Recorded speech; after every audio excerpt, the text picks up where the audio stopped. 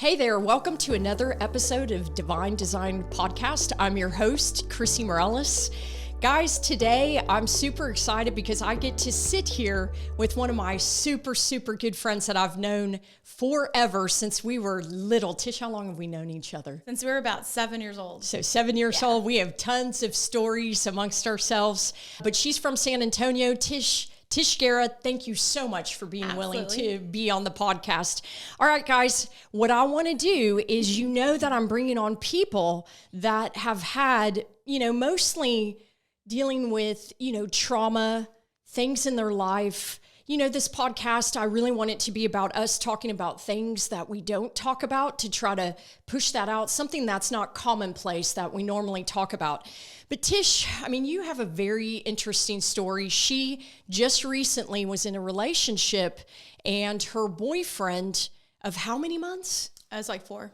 4 months actually committed suicide. And what's interesting is we have very some similarities in regards to our walk, and I don't understand why that is. And maybe it's because, we're just good friends. And I really, truly believe you are a soul sister. Ever since we've been little girls, it's very interesting because we can be walking together or far apart, not talk to each other for a while.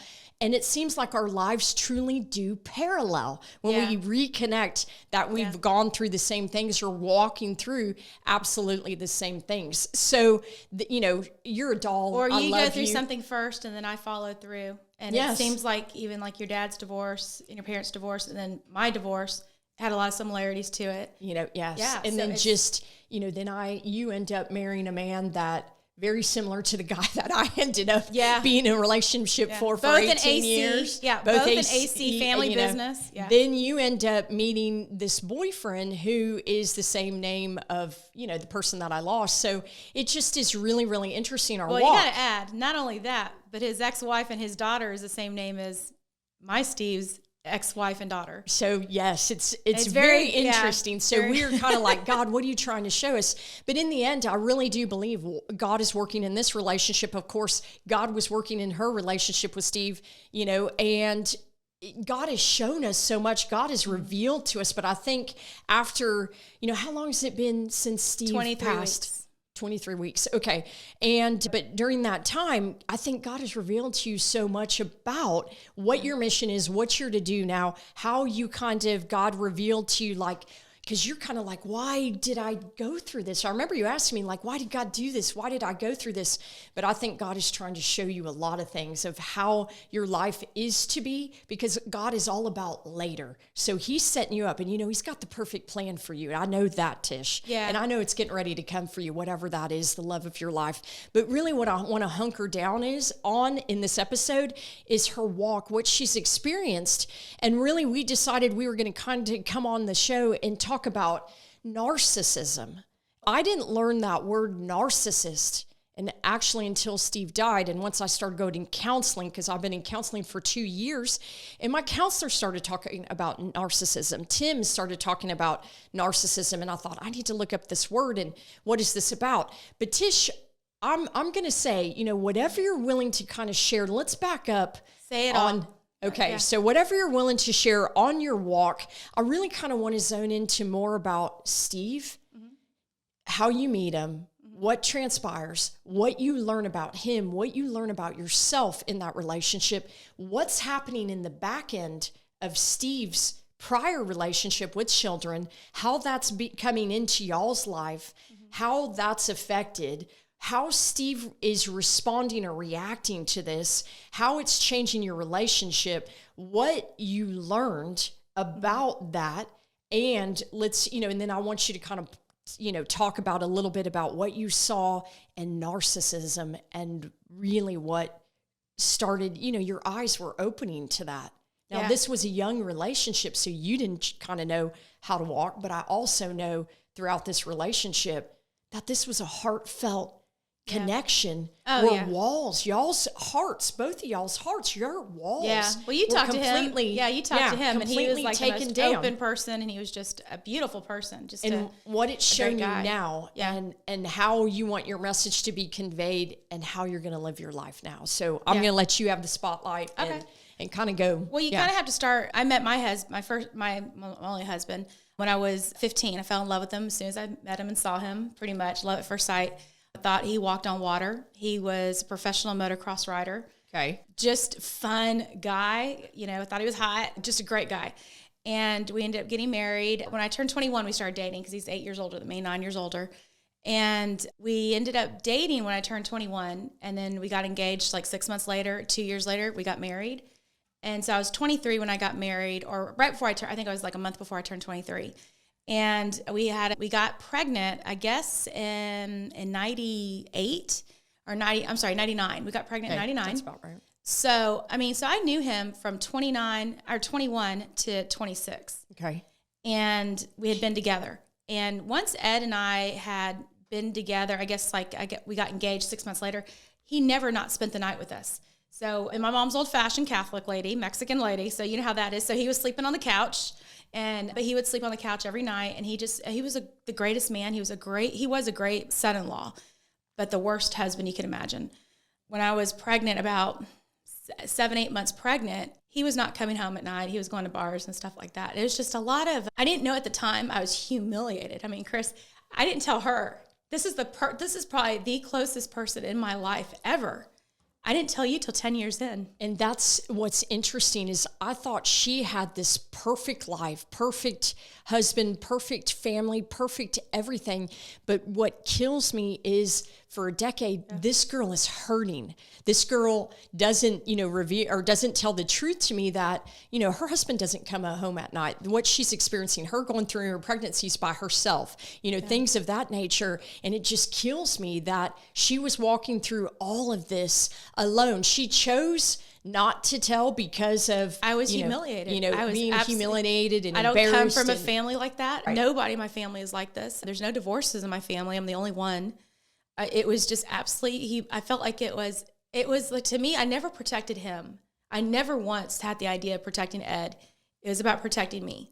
And then I had just the narcissism of his family was just ridiculous. I was treated so horribly in his family. I mean, it was just called all different kinds of names. It got to a point where, I would put a lot of stuff under the carpet. But if my daughter was going through that or my friends were going through that, there's no way I would say stay there. I mean, I would have, it's so funny. You're willing to take so much more than you want anybody else you love to take. Right. And I took a lot for the kids. But in my situation, my in-laws blamed me for my ex's drug addiction and the fact that he was so messed up. I've never touched cocaine. That's what my husband did. He was a big cocaine head. He was an alcoholic, very abusive verbally, very abusive physically. I never have touched it. I've never seen cocaine. I didn't know he even did cocaine until 13 years into our marriage. Wow. And that's when he went to rehab for the first time. And so the problem is I tried to divorce him several times. It was like 3 times going through a full divorce, but he would basically try to he had a lot of family money. He would bankrupt me and take me to child custody court, which was bankrupting me, so I couldn't divorce him. And he knew I was not going to let him have my children. I couldn't. He was a drunk. He would drive home drunk every day. So I never slept. I mean, for years, I remember just staying awake going, my kid's father is going to kill somebody and kill a family or another father, coming home drunk. He's going to drive my children drunk. It was a nightmare for years. So what I found out from him was he was, I didn't know this till after our marriage either. They have a word for it. It's called a narcissist. It's that, the way they are, the way they act, the way they treat you good at one point, and then they just tear you down. Right. And it's this cycle of, for me, it was a little different. My ex put his hands on me for the first time when I was pregnant. All love was gone. I mean, It was like someone had just slammed the door. It was gone. And when I tried to divorce him, he was like, that's fine, but I'll take the baby half the time. And you have to remember, I was 7-8 months pregnant. There was no way in hell I was leaving my baby with this man. Right. And his family. The family I thought I married into is not the family they were. And there was no way I was going to allow my children to be raised anywhere near that. My family is full of love. We love each other. We're not mean to each other. My family. Yes. Yeah. I mean, it's like, I couldn't be blessed with a better family. Right.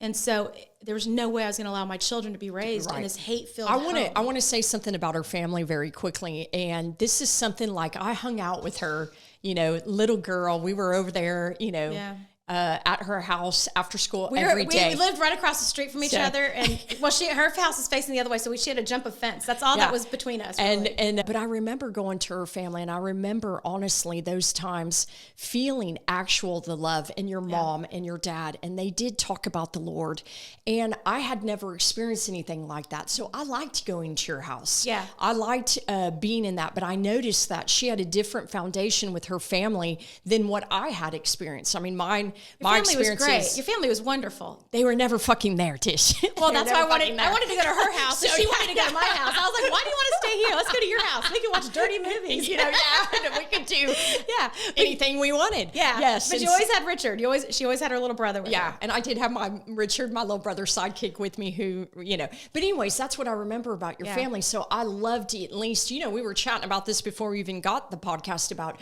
your foundation of your family and what your mom and dad ingrained in you and your brothers. Yeah. And you're a lucky girl for that, because I don't think a lot of people, I don't want to make that comment. Sure, I'm sure there's very, households where God is the center.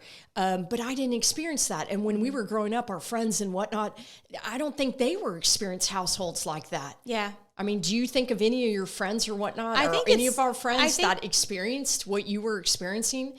I think it's different. My parents were very strict, very strict. Very strict. And I had to lie a lot. I was a good liar because I couldn't get in trouble because I'd never see the day of light or the light of day after that. But, the difference between my family was, and I think we've talked about this before, is my relationship with God it's not as out there as some people are. Like, you talk about God all the time.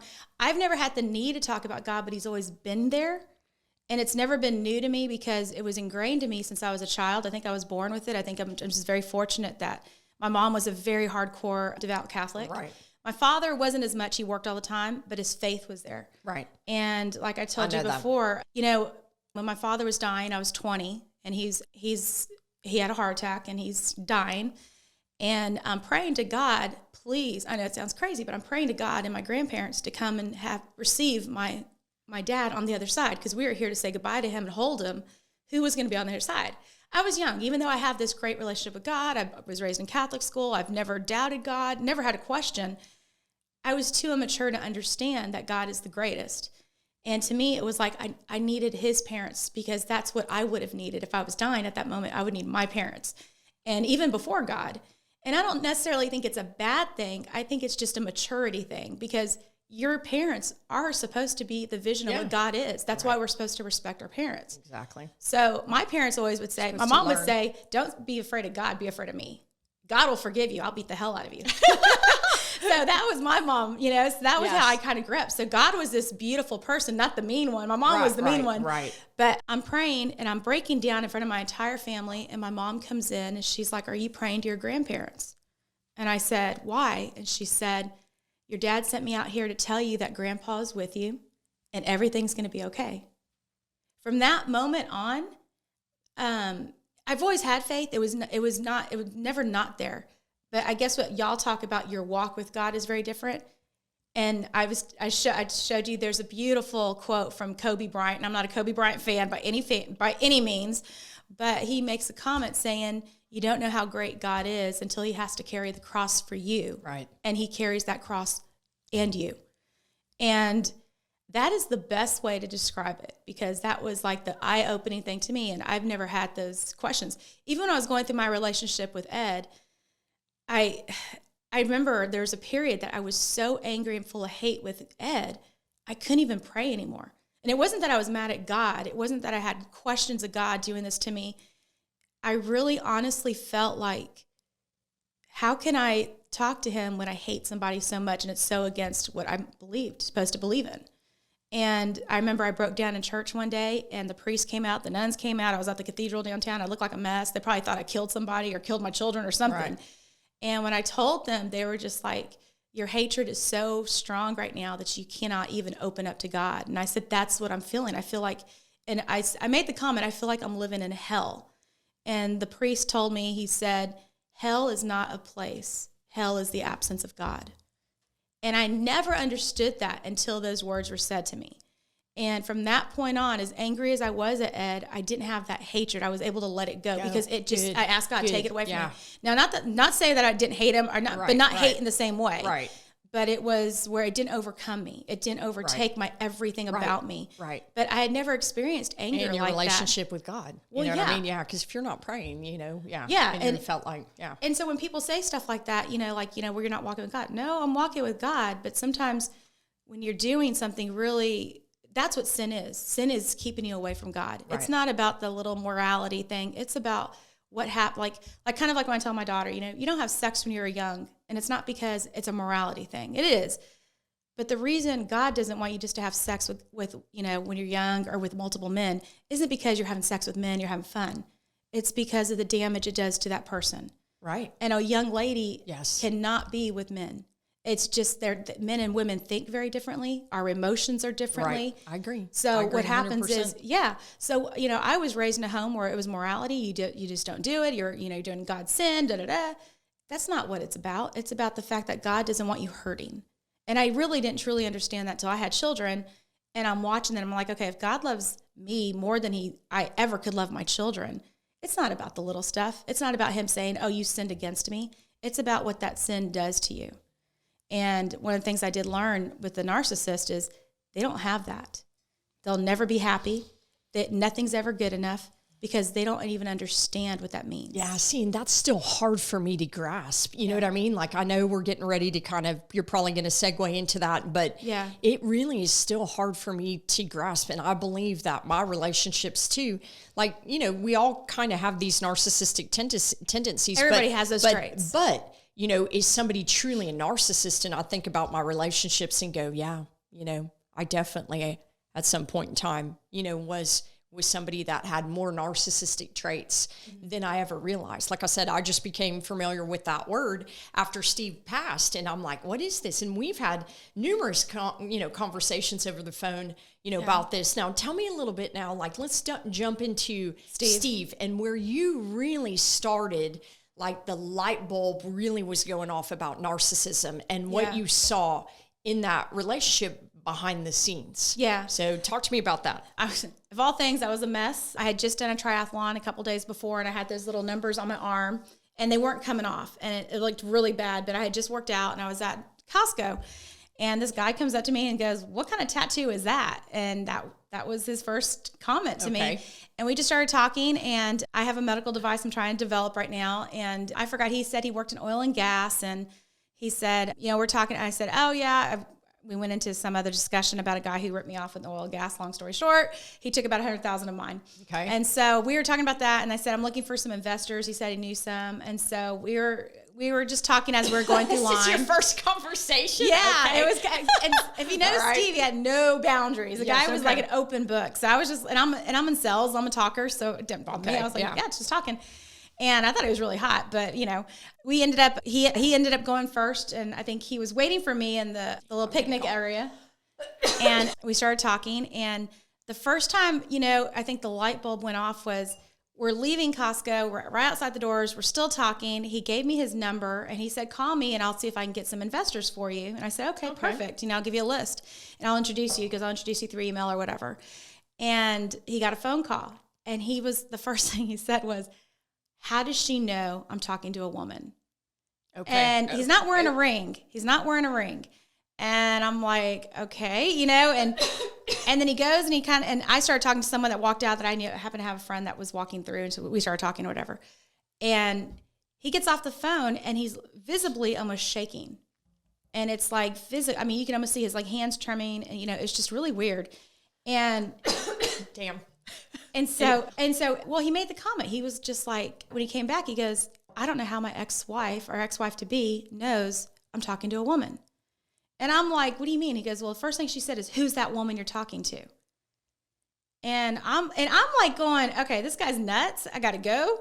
And so anyways, so we talked for a couple seconds. He left. I went my way. And then that was it. And then he called me that night. And then he was like, said, hey, I got a couple lists. Do you want to grab some lunch? And I said, yeah, let me see where my day's going tomorrow. And I'll call you or in the next couple days. And I ended up calling him and the next day and said, hey, I have some time for lunch. And so we went to Papados. And first of all, this guy is just the most amazing, funny. I've never met a guy with better wit. I've never met a guy with faster wit and just best sense of humor. Just made me laugh, like just nonstop. But the thing was, nothing out of his mouth was mean. Okay. And, so a lot of times funny guys and witty guys have to be a little mean. Yeah. Nothing was ever mean. Okay. Nothing was never, vicious, nothing. But his ex or his ex-wife to be, he was actually going through a divorce, and they were separated for about 4 years at that time. They were living in actually 2 different cities. Right. And they're waiting for a sale of a company to happen so they could actually divorce cleanly. So everything financially was clean. And he didn't want to ever look at his children, have his children think that he left their mom with any kind of like non-being transparent or non-transparency. Okay. So what they wanted to do, and that was their plan. And so when he moved to San Antonio, that was their separation. But they never told the kids. They didn't want to tell the kids till it was in motion, which is what I did and my ex-husband and I did, because we decided when my daughter went to college, we were going to divorce. We didn't tell the kids, hey, by the way, the countdown's starting. Rocky, when you leave to college, we're divorcing. We never said that. We just said we'll deal with it when it happens. So I really understood where he was coming from. Right. So I do want to make a point that they have very, very similar lives in this respect on their divorce and their story. And I think that's one reason why y'all connected so much so quickly too, because y'all truly understood each other. You guys were actually in the same situation when it came down to getting divorced. Yeah. You could see his demeanor. You could see the way his hands would shake. He would start shaking. He would get nervous. I felt like, you always hear about drug addicts. Like, the thing about a drug addict is my ex-husband's one. So no matter where we went, he could spot another drug addict. It was like a magnet for each other. And it was like, it didn't matter where you were. He could spot it. And I noticed that I could spot his abuse at the same time. But here's a strong guy. This is a very strong guy. He's very successful. And it's like you see a little boy crumbling almost in front of you. Right. And I'm like, oh my God, that was me a couple of years ago. Right. So that was so familiar. And Steve was really great. Everything he told me, he would verify it. And I didn't like this, but he did it for my benefit, because he would get on the phone with her and I would hear her and him talking. Okay. And he would verify whatever he told me about what was going on. So that way I knew he wasn't lying, because I told him, I'm not going out with anybody if they're not divorced. Right. And I was like, and I really don't want to go out with anybody if they're not divorced for a while, because, you got all those issues you got to deal with yourself. Right. And so, but no, it was very apparent that's what was going on. But we ended up being friends for a little while, and then we ended up being together. And one of the things that happened in my life is that my son went through a very difficult time. We had to put him in a rehab he went in for a 60-day program. He actually wanted to stay another 30 days. My ex-husband, being a narcissist, basically put my son through a breakdown. Okay. A lot of stuff in his life that happened, but most of it was a lot of the stuff with his dad. When he saw his sister break down, my son broke down, and he couldn't take it. Okay. And he started smoking pot a lot, and he tried to commit suicide. And it was just the most devastating thing in my life. Well, we got him into a rehab. I was petrified when he came out. That's when I met Steve. And, this whole time I kept praying to God, just let Ed, his dad, my son's dad, just let him take 5% of the stress off me. Just 5. I just need 5%. I can't take it all. And Steve walks in, and my son's 19. He's a professional boxer. This is not a soft kid. He is soft, but he's not that soft, Right. But, my son's 19, and he never had a man in the house. Never. He's never met really a man that was with me. And I was very scared they were going to clash. Nothing. Steve just came in and just took over the man role in our house and the father role, but with so much love that Eddie just accepted it. And he didn't have a problem with it. It was like he just welcomed it. And they were close. And my son loves skincare. He's the toughest guy, and then he's the softest guy. He's like an oxymoron. But, literally, Steve is rough. you saw pictures of Steve. Yeah. Steve killed an alligator with his hands, went and slit the like a 6-foot alligator because he ate a cat, So Steve is a rough guy. I come home one day and Steve and Eddie, have a hair mask and a face mask on. And I'm like, what are you doing? That's hilarious. I was like, Steve, what are you doing? He's like, oh man, this is like the greatest. Because no wonder you girls like this stuff. And I was like, oh yeah. That's hilarious. So Eddie and Steve got along very well. He was great with Rocky. But what I noticed is we went to the coast. He had a coast house and we'd always go to the coast. And he actually had 2 coast houses. One was his house and one was his family's coast house. And he had purchased this other coast house because of the divorce. Okay. And so every time, it was weird. This woman would know what he was doing, what was said. It was the craziest thing in the world. And we thought there's a term called flying monkeys, and it comes from the Wizard of Oz, and it's something that narcissists do. What they do is they talk to their friends, they talk to friends of yours, and they tell them, hey, I'm really worried. Like if Chrissy's let's say Chrissy is my girlfriend, and I'm like, I'm a narcissist. I would talk to our friends, our mutual friends, her brothers, her son, and say, hey, you know what? Chrissy's doing some weird stuff. I'm really worried about her, whatever's going on. Can you just keep an eye on her and just call me and let me know she's okay? Well, this woman, we thought that's what the woman was doing. She was doing that because she would actually go to people and tell them that. And so we'd go to the coast and he'd get a call like, why are you there with her? Why did it? You know what I mean? And it was like, how does she know? Yeah, it's like, geez, man, who's around? We get there late at night sometimes because I would go work in Corpus. Like, who's spying on us? Yeah, it's no like one. The Speedy Stop has like personal lights on us or something. You know it was really scary. And so, yeah, it was really creepy. So, this had been happening for a while. And, I was very much into, Steve, that's your relationship. That is not mine. You have children. I'm not getting in the middle of you and your ex-wife. I don't care. I don't care if you're divorced, if you're not divorced. I'm not getting in the middle of it. Right. That's between you and your children and your ex. I said, that's their mom. They'll never forgive me. And I was like, I'm not doing it. And so I kept out of it. But the problem was he would tell me, he would say, Tish, she's going to use guilt. She's going to do this. And unfortunately, Steve had a very hard upbringing. He was raised in a very abusive family. He chose to live with his father instead of his mother at like 7 years old. So something happened in that house. She was living with multiple men at that time. I think there's men coming in and out. He would tell me that, if there were boots at the front door, that meant don't go in the room because they're having sex. Okay, no 7-year-old should know this. Wow, yeah. Yeah, no 7-year-old should know that. Right. And it was heart-wrenching to him. It really affected him. And he chose, and his mom had men that always had money, so they always lived in good areas and good homes and all that. But his dad lived in a trailer. He went to live with his dad in the trailer without question. Not even the double wide; it was a single wide. Okay. And he lived. And from his, I don't know, I've never been in a trailer park, but from his view, he said he lived on the poor side of the trailer park, which I would think is pretty bad. Okay. So he said, yeah, I lived in the last pads. I guess the higher the pad, the better number it is. The better it is. I have no idea. But he apparently lived on the very end. And so his dad was a very abusive man, beat him. But like he said, my dad loved me. He was there. And no one ever hurt me.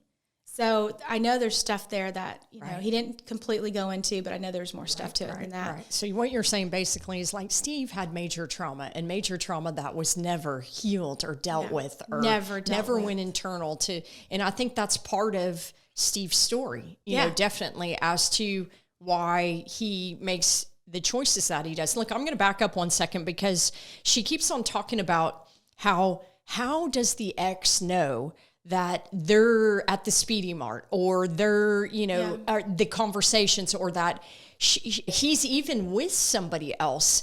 And Tish, after we've talked about this over and over, realized, that, it was like she brought it, she kept on telling me and I said, well, I know.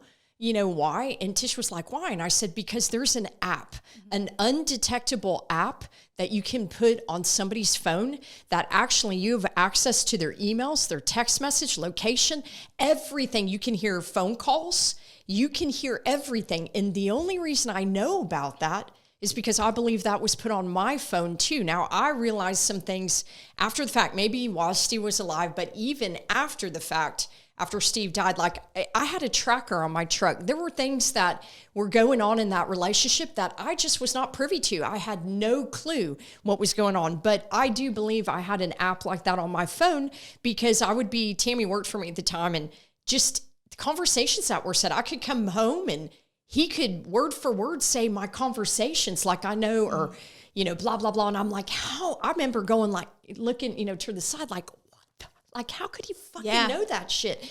And so I believe that Steve had this app on his phone, and it's undetectable. You cannot get on your phone and detect it. I took it to AT&T. It makes you feel like you're going crazy. Yes. And I thought I was fucking going crazy. Well, at this point, Steve literally thought he was going crazy. And so and I think he started having a little bit of his own breakdown. And before I met him, he was kind of there.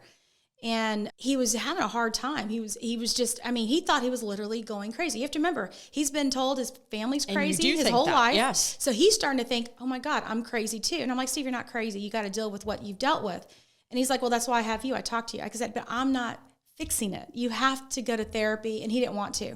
But what happened was that woman used that against him. And what she did was she called, okay, this man is the top of an oil and gas company. Right. It's on the NASDAQ. Was he VP? He was the CFO. Oh, CFO. That's right. CFO. Okay. So he was the CFO on the NASDAQ company for an oil and gas company. Okay. This is not the regular job. This is a very successful man, very bright man. Stressful job, I'm sure. Extremely stressful. And she actually called somebody at his job and told him he was going crazy. He was bipolar. He was this, he was that. So you have to remember, they're selling a company for, hundreds of millions of dollars. They're not going to mess with a CFO. They cannot have a CFO that's bipolar or anything else or having a breakdown. Well, they basically forced him to go to, which is totally illegal, to go to a psychiatrist. Within about 30 minutes, he was diagnosed with bipolar 2, which is so wrong. Bipolar, they say the ups and downs. They claimed he was manic at that point. The man was not manic.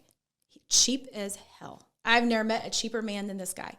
Cheapest person I've ever met in my life. I mean, if he bought a wall, like an outlet wall covering for 40 cents and it didn't fit, he was taking it back and getting those 40 cents back. He was bad. He was really bad. And that's why he's CFO. But, he didn't spend money. He didn't speed. He didn't talk fast. Nothing was rushed. There was nothing manic about him. If you know anything about manic, his sex drive was great, but it wasn't like off the charts, which is one of the main, that's a huge indicator. Nothing like that. He never had the highs and lows. He did have depression that he dealt with, and he was very open about it because of his family and his childhood growing up. And so, she used that against him. Now, she's claiming to the guy he works with how much she cares about him.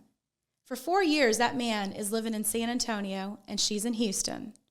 4 years, 3-hour drive. Yet she came down twice to see him. One was for a funeral that she had to go to for a family funeral, and the other one was when he moved in. He had a Christmas party, and they didn't want everybody to know they were going through a divorce because in corporate America, it doesn't look good. Okay. When you're going through a divorce, that means you're unstable as a man. Okay. That's why you have a lot of executives that are always married no matter what. So he kept it very quiet what was going on. Okay. So this woman cares so much about him that she calls his work.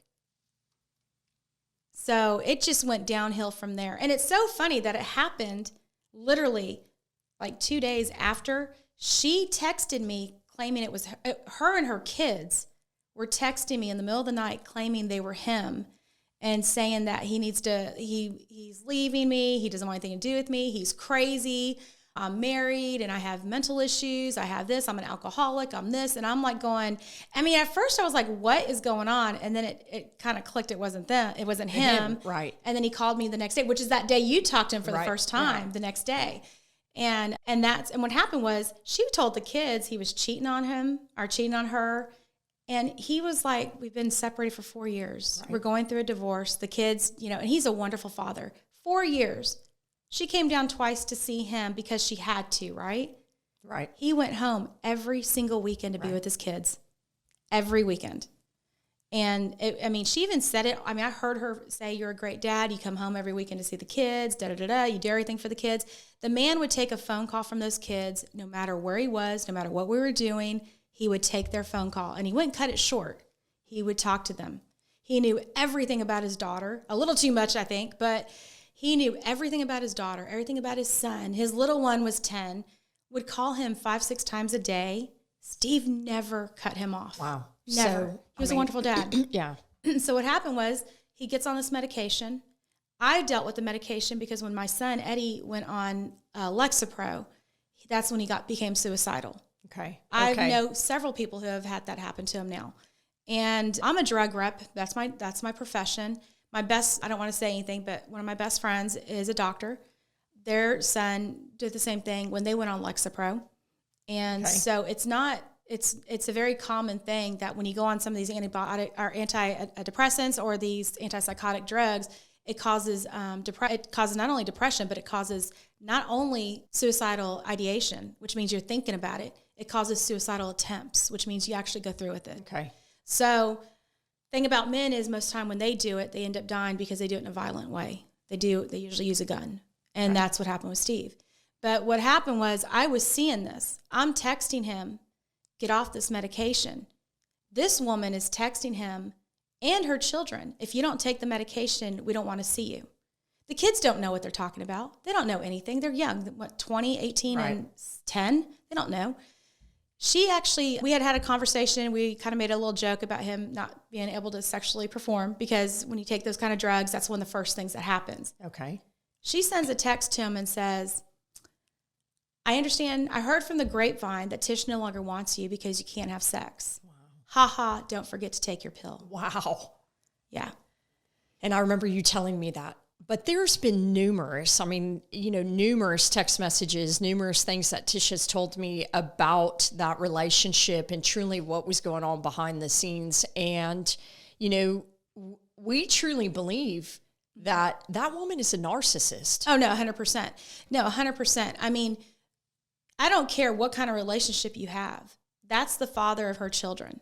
He is the sole provider for that home. He has always been a wonderful provider. He's been a wonderful father. He's not a bad husband. He just can't take her anymore. Right. She tried to sit there one time on the phone saying that he had hit her one time. And he was like, no, I didn't hit you. I picked up my leg. And then she goes, well, you didn't hit me. You kicked me.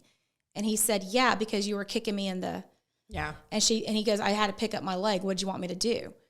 And she was like, yeah, that's true. You're right. So anything he had ever said, he would always verify it. And I would hear her say it, which was not my place to hear in the first place. But he was wanting to make sure that I knew he wasn't lying. Right. And so, but it was just one thing after another like that. I mean, using the kids against him. The kids were everything in his life. She would bring up his past, tell him that he was just like his father. For a man who's been so abused his entire life and so abused by the mom and her boyfriends, how do you sit there and tell somebody that? And this is and Steven, you know him a little bit. Yeah. He was the most open person. So he didn't hide anything from her either. So how do you go and use something so personal to tear apart somebody else? And she would actually go so far as his daughter was his world. She would actually send pictures of her and other men and say, I'm with this man. Ashley set me up with him. The daughter. Yep. Set me up with him. And Ashley setting me up with him and this man too and this man too. So not only what she was doing was she was dividing that relationship and tearing it up worse. The kids, she's wrecking everything. So not only does she have that control over the kids and she's telling them all the bad stuff, but then she was able to actually divide them even more by saying, and if I can't imagine her doing that because the girl was in love with her father. She loved her dad. I can't imagine her trying to do that to her dad. No matter how hurt she was, she would say whatever she wanted to say, but I don't think she would do that. I don't see it in her. Well, but to do that is to even break, and that's what narcissists do. They separate you. Yes. From everybody and everything. Yes. Yes. Because I think about prior and go, okay, I understand that completely. That's one of the main things they do. Yeah, that's what they do. And I texted this woman. I texted her. I emailed even on LinkedIn because she was in all his media. Okay. She would go through everything. And what happened was everything was great. I go to Hawaii with some friends the 1st of September. I mean, he was acting different. He was acting a little depressed. The night before I left, he got really drunk, which he didn't drink a lot. And when he got really drunk, and I was like, Steve, why are you doing this? And he just looked at me and his eyes were watering. And he just said, because I'm scared to shut my eyes. Well, that medication was taking him back, I think, to his childhood and to all that pain that he was going through. And for some reason, when you have a narcissist relationship, you always seem to go back to that person, no matter what they've done to you. Yeah. And it's years. How long were they married? 24. So just think, 24 years of this too. Yeah. And so, yes, I would agree that, they probably have a tendency, they feel safe there, even though it is so dysfunctional. Yeah. And they don't even recognize really what's going on. Like, I don't even know if Steve knew narcissism and what was going on, or if y'all had conversations about it. And we maybe really you didn't. We really didn't. Not the narcissist came up. It was more of like her playbook is my ex-husband's playbook. Okay. My ex-husband tried to get me with guilt. He tried to berate me in front of people. He said I was crazy. He said I was sleeping around with everybody when I'm the one that had the kids all the time with me. When do you have time when you have kids with you all the time? Right. My house was the one with all the kids there all the time. When do you have time to do anything? Right. His family believed what he had to say about me. My family, and then he tried to do it with my family too. And my family shut him off really quick. But he tried to say stuff to my family all the time.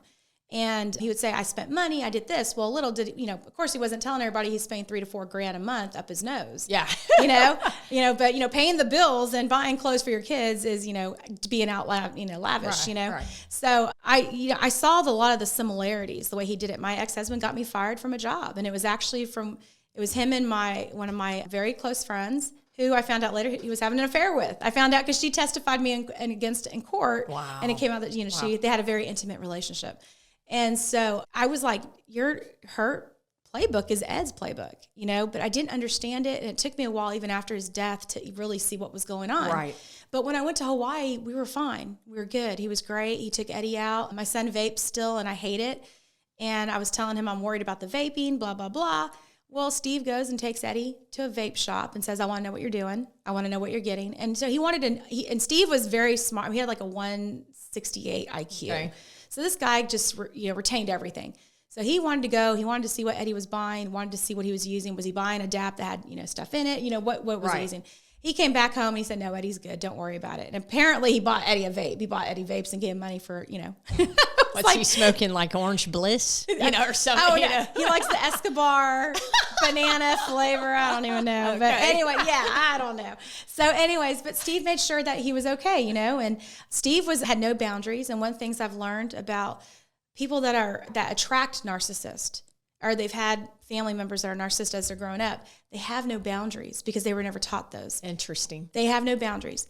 They're taught that they're empathic, which means, you always hear the word empathic and you always seem to think, oh, it's a person that has a big heart.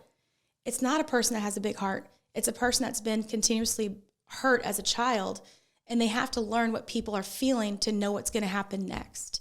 So in other words, that person who's a narcissist in the family, like my ex-husband, if he came in and had a certain mood on him or a certain gesture that you knew was going to go bad, my son was so focused on it that he can understand that moment that it happened.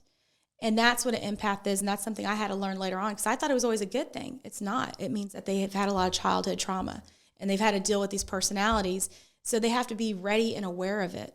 They're just aware of everybody's feelings because you know what they're going to react to. That's interesting. And Steve would never come over without something in his hands because he felt unworthy, and it was really sad because I'd be like, we just want you. We don't need anything. We just want you. Right. You know what I mean? To come with gifts or whatever. I was like, we don't need to. And he fell in love with my kids immediately. He just thought they were just the most beautiful, open-hearted, loving kids he's ever seen. He was, we're typical Mexican women. We take care of our men. We baby our men. And he's like, I've never had anybody take care of me like this. I've never, if he was going home, I would set him up lunch. I would send him snacks to go home. So it was a 3-hour drive back to Houston. Tim, don't listen to this part. Because he's the one that's feeding me, taking care of me. But anyways. So, my household, my mom did it, so I had to do it. So that's how I was taught. But, Steve was always taken care of. His clothes were washed immediately when he came in. I don't even think she washed his clothes. Here he is, making hundreds of thousands of dollars a year. But, he comes home on the weekend to see his kids, and you can't even wash his clothes, but you can take the paycheck. Yeah, there was some interesting things when you disclosed to me after the fact, which is, and you know what, Tish, after hearing your story in that, I could see a lot of similarities in my own walk in, relationship that I was in. And so it's interesting, but you're right. You're not privy to some of those conversations. You don't know what they're saying behind your back, that they're trying to break up your friends and your family and your relationship and trying to isolate you really for their own means or for whatever that is. And so I don't quite understand that, but to be on the receiving end of it, I do understand that. Yeah. And now that as I look back, I'm like, man, things kind of really were fucked up. They were good, but they were fucked up in some respect as well. When you don't realize that this is truly going on and happening to you. And I had no, inkling of what any of this means, and I wasn't, so anyways, I definitely am walking in a different place now, but okay. So, basically what you're saying, they had a 22 marriage or whatnot, or 20, whatever and years. Steve said they were like best friends until the last 10, 12 years. She just changed. She got more into the money, got more into the life of, the Houston oil and gas guy. And she got more into that, and her friends were more important, and everything else was more important. And it really hurt him. And Steve may act tough, and he may act like, rough. And I even talked to his sister after he died, and she was like, well, Steve was this and that. And I was like, no, he wasn't. He was fight or flight every time he was around his family because that's all he knew. And once he came into my home, it was gone. It was there when we first met and we had a fight and I walked away from him. I was like, dude, I don't deal with that. And he was shocked because he's like, I've never met anybody that's like you. You know, instead of fighting, you walked away. And he's like, is that that's passive aggressive? I was like, it's not passive aggressive. I'm not going to spend my time fighting with somebody. First of all, nothing gets resolved. Second of all, I spent 20 years dealing with my ex. I'm not dealing with somebody else, you know? And when he walked into my home and he saw how the kids were and he saw how my family dynamic was and he met my friends and their family and he was just like, I didn't know people live like this. Wow. You know, he's like, and he's the one that brought it up. I feel like I've been in fight or flight since the day I was born. So his family, his sisters and his brother have dealt with a lot of family trauma. So they've always felt fight or flight against each other. You know what I mean? Yeah. It's like, it's always, you know what I mean? It's just always been there. And then he marries this woman who's like that. And she probably pushed his buttons and he probably allowed it. Well, he doesn't know any better. He doesn't. He doesn't know any better. This is what he thinks love is and all of this, you know? So and that's the thing he was shocked in. He was shocked. He was like, I never knew you could live in peace. I never knew that your kids, you can come home and your kids are happy. Or your kids aren't yelling and you're not screaming and you're not this and you're having a dinner together. And like we did a crab boil and a lot, we always have crab. And so it was like we had a crab boil and he's like, dude, Rocky, my daughter was in town. She was leaving to go back home to Austin. And Steve knew I wanted to see her. So Steve's like, hey, I'll buy you some crab. I'm buying crab right now. Come over for dinner. And Rocky's like, I'll be there. You know, at first she was like, I have to go home. But as soon as she heard crab, she was there. So, you know, and he was like, your kids, all you have to do is feed the kids. He's like, all you do is feed them and they come. He's like, but he goes, I don't hear them asking for money. I don't hear them asking for things. He goes, your daughter drives a Porsche. My son was driving a brand new Mustang at that time. Okay. They are spoiled. My kids are spoiled. Their dad has a lot of money. The only thing he's done for them in the last 10 years is probably buy them cars. But that's what they're used to. But yet they never ask for anything. My daughter's not running around with a new Louis Vuitton. She's not running around in Gucci shoes, which she could, but they don't care about that. Right. And Steve would actually make comments to my son like, your mom really doesn't care about money. And I have a beautiful home. You know that. Yeah. It's a very beautiful home. I mean, I have nice things. But it's not my priority. It's not who I am. You're not going to look at me and go, ooh, that woman has money. It's just not there. I'm not that person. My kids aren't that person or those people either. And so, that was just it. He saw the difference there.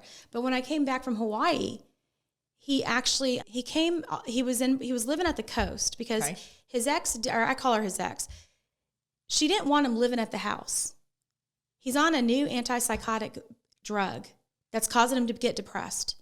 And she's basically forcing him to be at the coast house by himself. All alone. Yeah, right. Which is a disaster. This woman's not stupid. Let me tell you, the drug he is on is Risperidol. She sold Risperidol because she was a drug rep when she was young.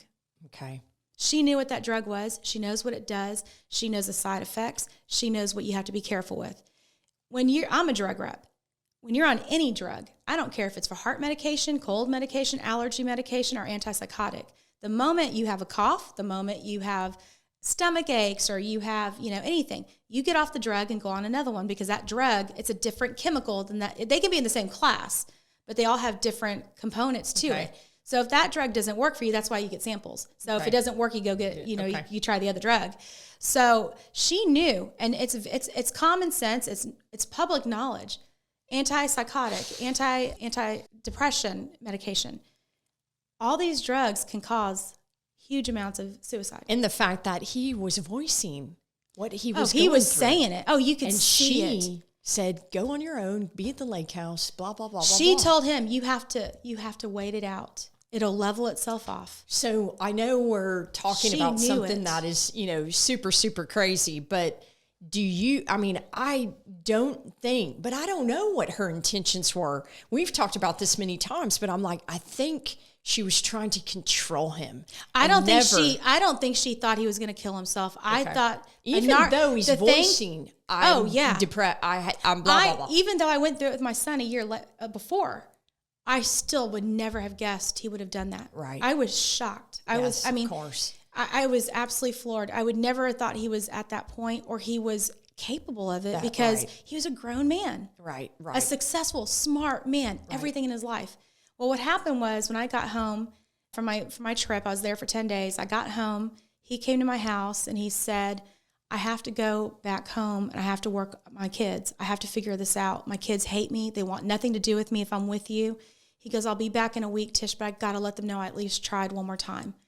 And I said, Steve, do what you got to do. I mean, I did that for years with my ex and my kids. Okay. My kids always came first. And I've always told them that. Kids always come first, no matter what. We weren't mad at each other. We weren't angry with each other. He slept that night, the night before he left. He just held me and basically cried the whole night. And he kept telling me, this isn't real. My wife, and he kept saying it. And for the first time, my wife and my doctor are saying that I'm manic. I don't love you. This is not real. Tish, this isn't real. It's me being manic. Wow. And I'm looking at him, and it's like I'm looking right through him, and he's looking right through me. There's nothing there. And I was like, Steve, something's wrong. You need to get off that medication. We need to get you to a facility because you can't just get off that medication. Then you will commit suicide because it's even worse. And he was like, I got to go home and fix this. So we weren't mad at all. I packed his clothes up. Nothing was thrown, nothing like that. There was no bad word, nothing like that. I was like, Steve, please call me. He called me on his way. We talked the entire way he went home. We talked when he went to the coast. He ended up going to the coast. That was Friday morning. I believe it was Friday morning. And then Friday afternoon or Friday, he got an email saying he was let go from work. So he lost his job. Okay. His kids no longer want anything to do with him. He's being told he's manic. He's a bipolar person. He will never be able to have a normal job again. He feels like he's lost his mind completely. And then he loses his job on top of that. Right. And the only thing his kids have ever really respected on him at that point, they didn't even respect him. It was the fact that he was, Dad, I need money for school. I don't want to talk to you, but I need money for school. And what really was hard to hear was he was talking to his son. His son, I believe it was Annapolis, or he got an opportunity to go to Annapolis, and he was going to go interview or talk to them. And he had to go out there to look at the academy. And Steve was like, okay, when do we go? And he said, you're not going. I don't want you there. And he's like, you're going to embarrass me. You're going to talk. And Steve was like, what are you talking about? And he said, if you go, you're not to say a word to anybody. Keep your mouth shut. Those were his words.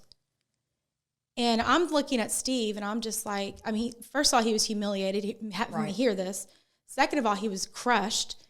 And I'm looking at him going, you're a CFO of an oil and gas company on the NASDAQ, and a kid is telling you that you embarrass him?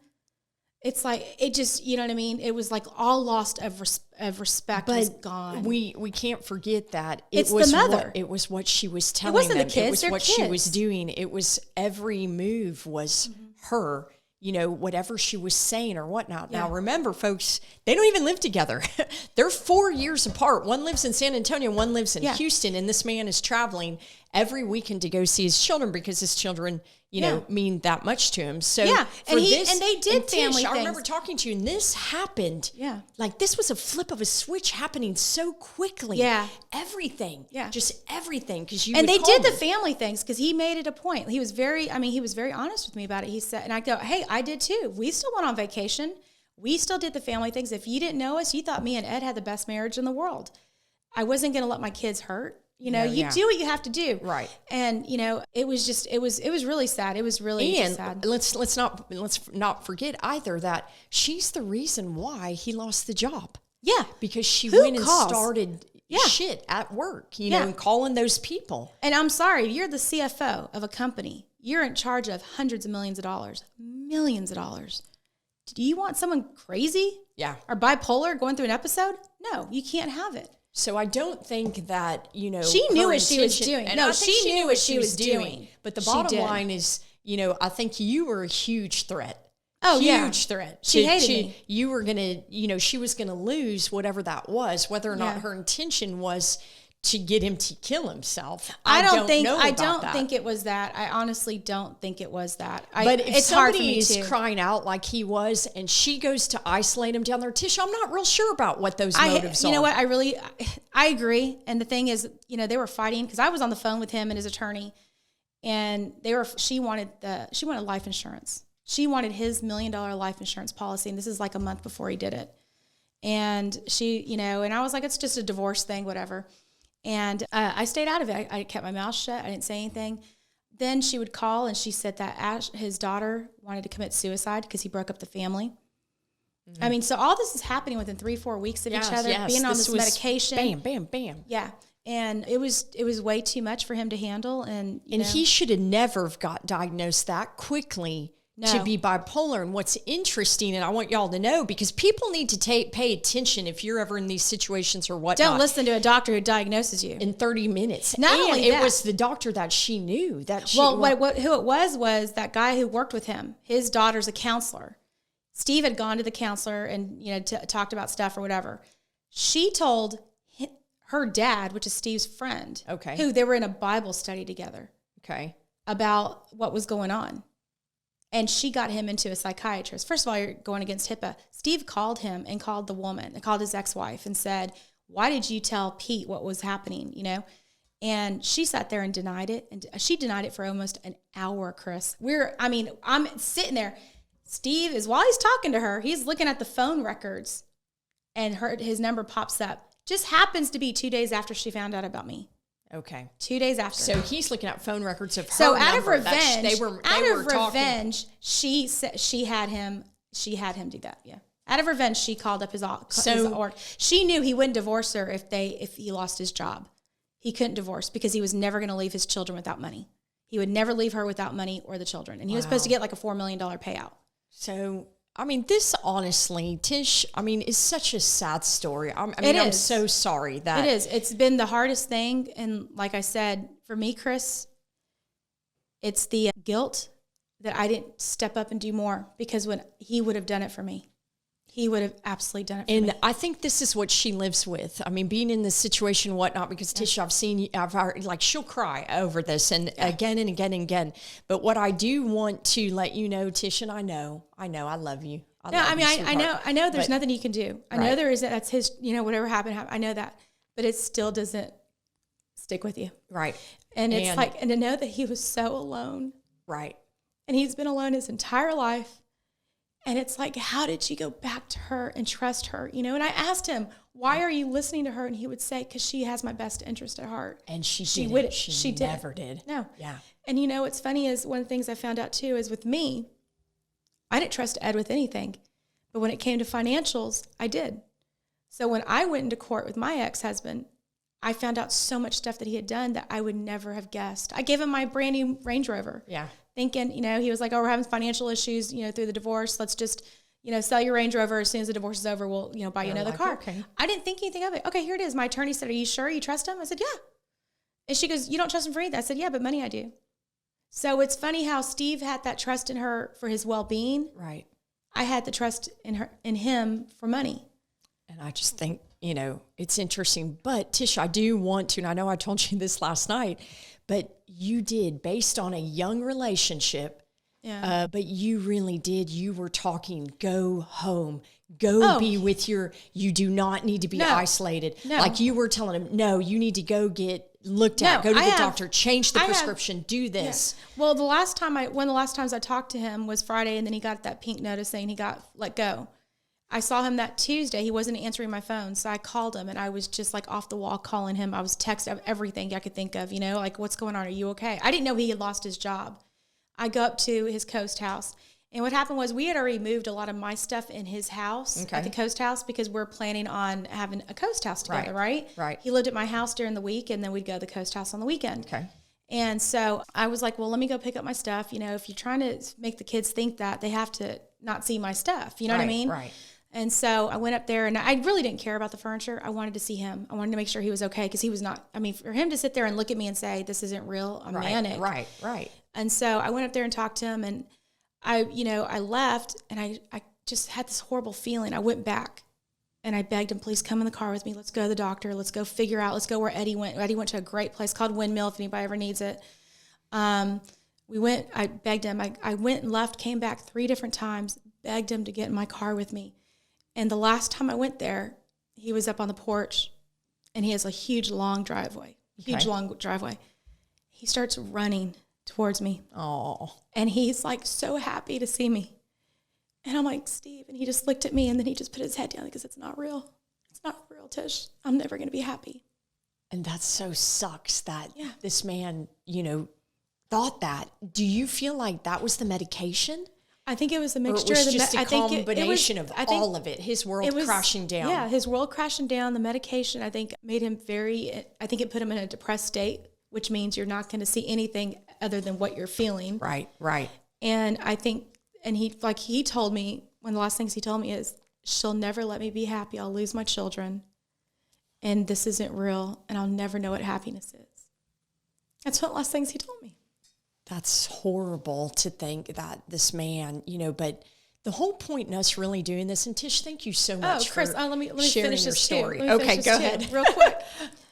I'm texting her on FB, texting her on, she had all his information, she had all his media. She was taking care of, she had his phone, control of everything. And I knew she was listening to every conversation.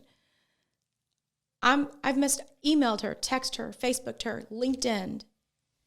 Take Steve off the medication. You're going down a dark road. You're gonna freaking go into too dark of a hole. This isn't good, Steve. Go back home. Do not stay at the Coast House.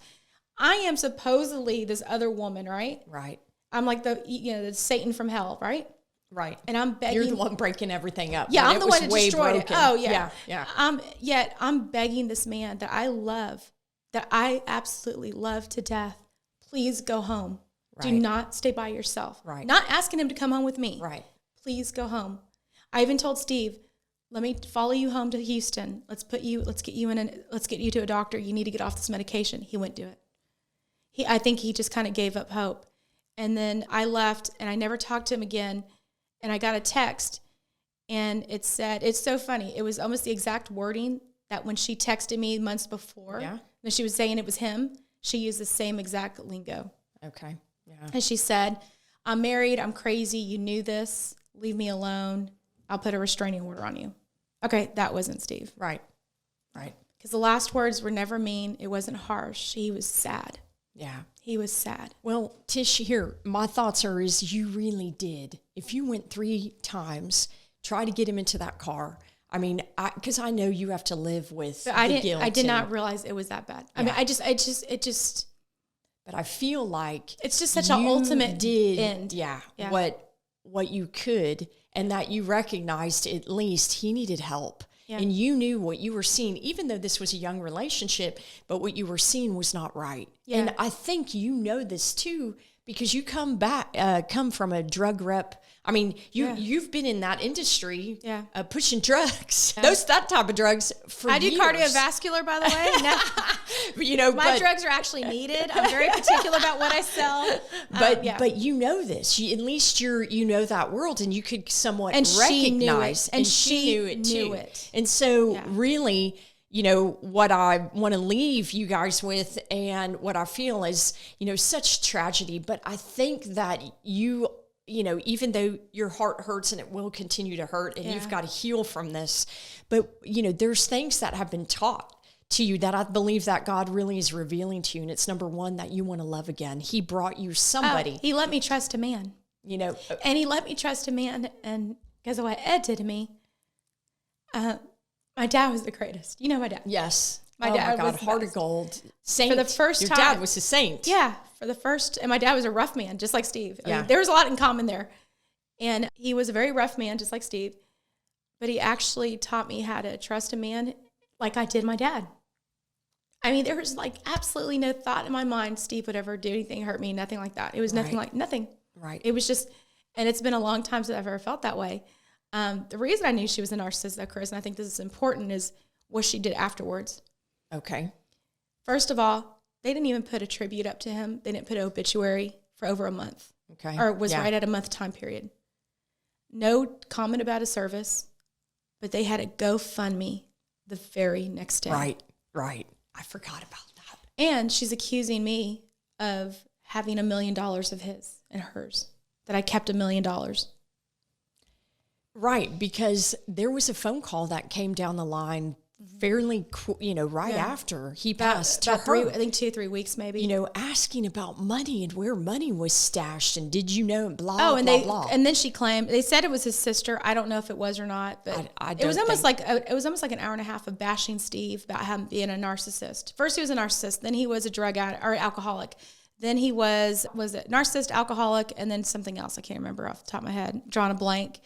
And I shot down every single one of them. And this is why that's not true. This is why this isn't true. Narcissists don't do this. Narcissists don't do that. He never drank when he was with me. He would drink a couple of shots at night before he went to bed. As the medication at the very end, it last like week got pretty bad with him. Like he would drink enough to like kind of pass out. Okay. And that's when he would tell me he was just scared to close his eyes. But yeah, it was like 3 things. What was he? I can't remember what the other one was. So he was a narcissist. He was an alcoholic. And then she told me he was soliciting sex with a bunch of people. I was like, he was with me every day. Don't tell me that. He was, because he was they were working remotely. So he was with me like 24/7. Yeah. Well, you knew the truth about things and he let you in. He let you, he let you hear those conversations with her. He let you in completely. Yeah. And she didn't know that.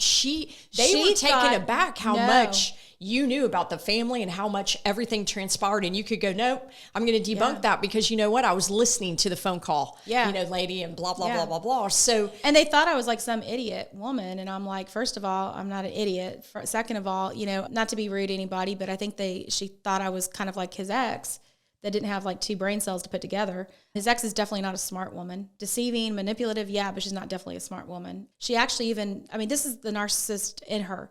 She actually put her son who has diabetes as handicapped, so she doesn't have to work. That's what she put. That's what she drew up in her divorce papers. Wow. I don't know how much lower you go than that. You're so damn lazy that you're going to use your child and claim he's handicapped because you don't want to work. Yeah.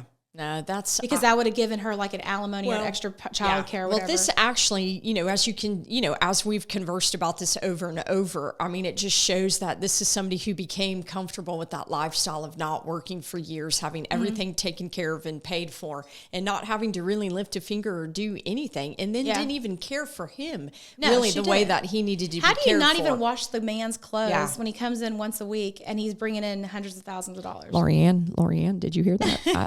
I'm to wash Tim's clothes. But anyways, but seriously, how do you not? I mean, seriously, if you're not working, you should be doing, yes. He would go home after a week of work, and every week he had to go to the grocery store, go to Costco and pick up stuff because she didn't have time for the week. She's got 3 grown kids. They're all in school. So it's like, and that was just it. But Steve would do whatever he could to help because he felt if he wasn't needed, he didn't feel worthy. And that's what it comes back to. So here's another thing, talking about, what I'm going through, spiritual awakening and whatnot, really people need to deal with the hurts, hangups, and habits and the trauma that you've experienced in your life. Because if you don't, this is how your story may end, and I just feel like that was a short, this should not have happened. Yeah. And I think everybody was shocked. You were, his family. I think probably everybody that knows and loves him was completely shocked in the end to learn that this is, and I really wanted her to come on Divine Design to tell this story so that you have eye-opener moments of what you need to be looking for. And we'll do another, podcast about healthy relationships, truly what they look like. Because even as I grew up, my parents, and it's interesting because my parents portrayed like they had this perfect, family relationship. Maybe they weren't there enough, but I never knew. So when they got a divorce, it was like that day, like we're getting a divorce. I'm like, what do you mean? We saw nothing of fights, anything in front of us. And so what I don't remember ever seeing anything. Is as a child, I become disillusioned and it makes me question my whole truth. Like, whoa, what's the truth about this? What's the truth about that? You don't want to hurt them. You don't want to hurt your kids and you don't want them to see things. You don't want them to know things. Right. But that's the difference between having a family that's a narcissistic family and one's not. A narcissist is going to pull the kids in and use the kids and try to divide everybody. Right. And my ex kind of tried it. And it kind of worked with my daughter because my daughter's a daddy's girl. And not that my daughter and I ever had issues with our relationship. We're extremely close. I mean, my daughter's everything in my world and I think I'm her. But she had resentment and anger with me because I treated her dad bad because she only saw that part of it. Right. When he would come home drunk, when he would not come home at all, or, they would see that I wouldn't want him to be around me or I wouldn't want him, and My son, on the other hand, I don't care. I could be the biggest whore on the face of the earth, and my son's going to love me. I mean, it's not, no matter what happens, he's going to love me. She's not a whore. No, I'm not. But I'm just saying, I could be the worst woman in the world, and my son will go to the dirt for me without question. I love your kids. I'd love to see Raquel as an adult, but Raquel would be like, Raquel's the voice of reason. Your children are beautiful and they're super, super sweet. But here's one thing, and I want to wrap this up with this, is that, because Tish, you're like, why does this happen? Why this happen? Well, I really do believe that God brought somebody into your life to show you, really that you can love again, that you can have that relationship where you're vulnerable and you grow together. And that's what y'all were doing. Mm-hmm. I'm not sure why, Steve made that decision. Well, we see what was going on behind the scenes. The idea of losing his children was, can you imagine if Caleb just said, I don't want anything to do with you? Yeah. What do you do? I mean, my kids did that to me. I think it would have put me in a place I never had been. Because even though Rocky kind of resented some of the stuff, we never had issues in our relationship. It was still always strong. I think she was more hurt. But what sucks is what I find, walking, just my own journey in life and the trauma that I've experienced and whatnot, is you wait another day because everything can change in one day. You know what I mean? So I just hate that he became in that place, but I really do believe the medication was a total, reason why this all happened. And let me tell you this. Okay, my son tried to commit suicide off Lexapro. Okay. It took him about 6 weeks, he said, before he stopped getting those feelings. Okay. My friend's kid did the same thing, right? She's a doctor. Okay. First thing you do as a doctor or as a drug rep is if you hear of any side effects, you have to send them off, and you have to send it off to the FDA, and they put it down that there's an issue with the drug. Okay. So a suicide attempt, a suicide thoughts. Okay. Suicide attempt, and actually it was 2 suicide attempts. It was their child and my child. Okay. And then Steve was actually suicide. Okay. Those 3 have never been reported. Why? I just never did. Neither did my friend. And Steve's family's not going to do it. So really what you're saying is those things need to be reported. They go underneath the rug, and it's not reported, because with that kind of trauma and kind of ordeal, that's the last thing on your mind. Right. And when Steve didn't have anything, remember, Chrissy, you came, we had a mass for Steve. I'm Catholic. He was non-denominational, but I'm Catholic. And this girl got a service for him in the Catholic Church. Yeah, full mass for him. Yes.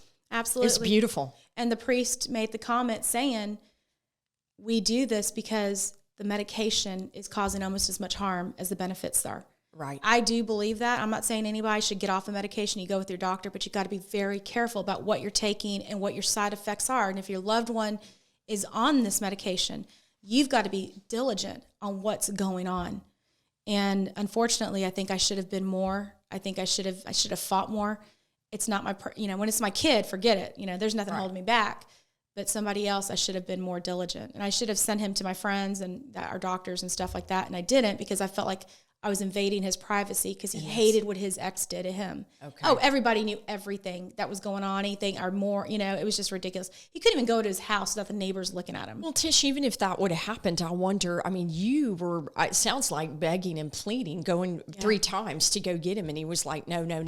Would he have made the decision to say, yes, I'm going to go? He would have if it was before.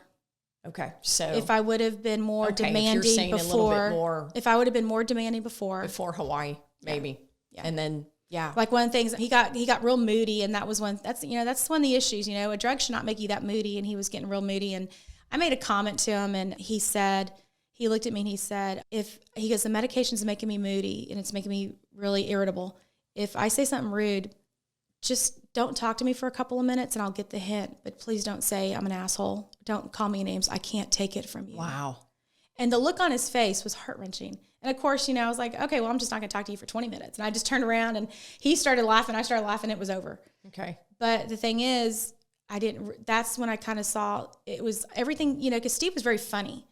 All of a sudden, it was very harsh. It was just a change in his demeanor. And I should have stepped forward and said, okay, enough's enough. You're not getting off I'm taking you to somebody. At that point, he would have gone with me to get taken off it. And I should have forced it more. Yeah. That's one of the guilts I have there too. At least hindsight, but all in all, Tish, thank you so much for coming on here. Thank you for sharing your story. And God is great, because I honestly believe, he has a plan. It was hard for me to hear y'all say that when it happened. And I feel like he had to understand what real love was before he died. I think he had to, and that's why he even vocalized it. I didn't know people live like this. I didn't know that you could be loved and taken care of. I didn't know your children could love you without asking you for money. Yeah. I didn't know families live like this because he met a couple of my friends and their families. Yeah. And he's just like, both my friends are very successful. But one has like a $3 million home, one has a $2 million home. And you don't feel that. That's not what you see when you walk in their house. Right. You feel the love of the family. Right. And to me, it's like God had to give him that, but I also had to get what I got from Steve. Exactly. And there was one other thing that was a blessing too that he did throughout what Eddie, her son, saw throughout this process is he actually made a comment to you. What did he comment to you? He said, I finally knew what it was like to have a man in your home. And he said, that killed me. He said, and one of the sweet things is Steve asked my son, he goes, because my son and I were sleeping on the couch and Steve would sleep in my room, or Steve would sleep in the man cave, and my son was never leaving my side. Okay. Yeah.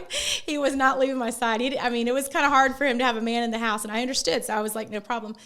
And I got tired of it, and I was like, I'm 50 years old. I want to sleep with you. I'm sleeping with you. Yeah. We're not doing anything. My son's in the next room, And Steve actually went to Eddie and said, do you mind if I sleep in your mom's room?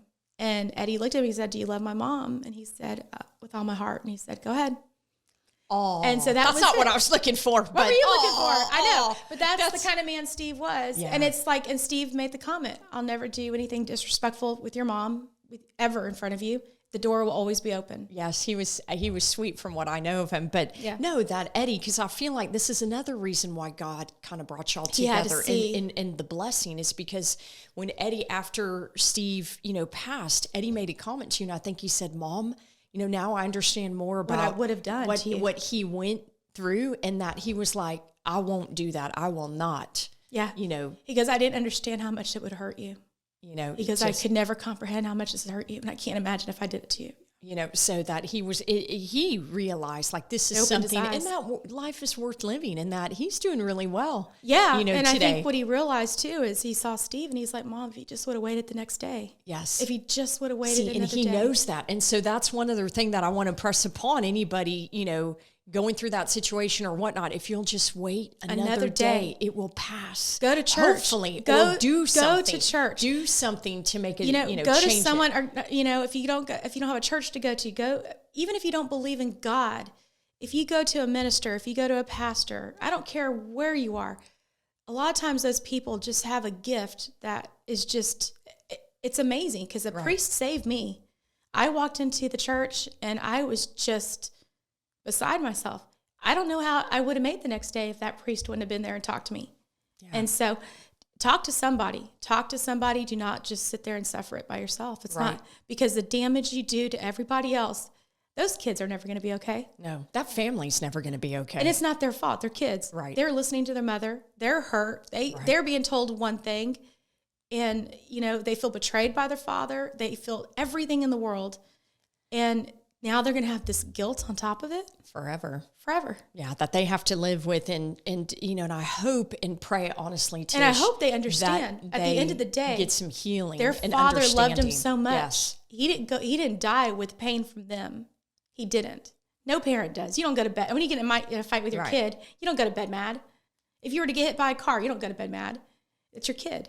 Right. And I hope they can get to that point where they know that. Right. That he didn't die thinking, you know what I mean? He didn't die with anger towards them or pain. It's just, I hope to God they understand that. Right. And I hope that they get some healing and whatnot and work through whatever they have to work through, to live the best life that they possibly can. But once again, Tish, thank you so much for coming on here, telling your story.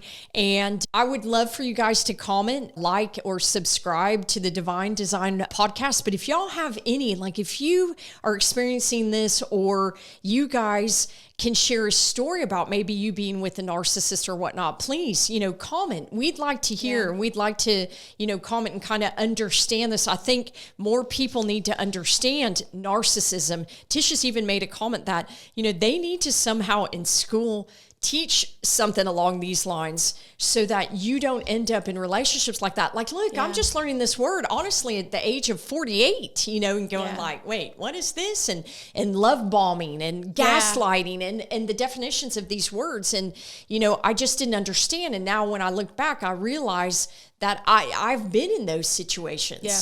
And I wish that I would have known about that, because maybe that would have changed my thought process, or I would have done something about these relationships earlier. Yeah. But Tish, because by the time it comes yeah. out, you've already had this, just your soul's been crushed. Your whole vision of yourself is crushed. And you do get wrapped in it, and you do at some point believe you're unworthy and whatnot, until you finally take your own control back and know who you are in Christ. But Tish, once again, thank you so much. Welcome. I love Thank you. you, Chrissy. Thank love you for too. coming into town. All right, guys, until our next episode, you guys have a great day. Bye. Bye.